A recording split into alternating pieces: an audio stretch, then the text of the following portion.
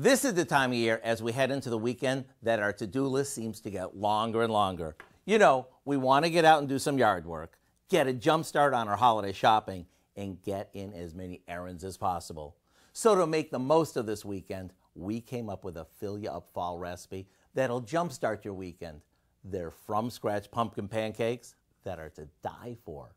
In a large bowl, we combine some flour, sugar, baking powder, baking soda, and a bit of salt. We set that aside, and then in another bowl, we whisk together some eggs with milk, melted butter, and a splash of vanilla.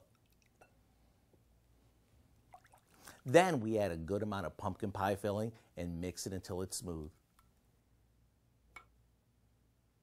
Once our dry ingredients get stirred in, onto the griddle they go. I only wish you could smell these.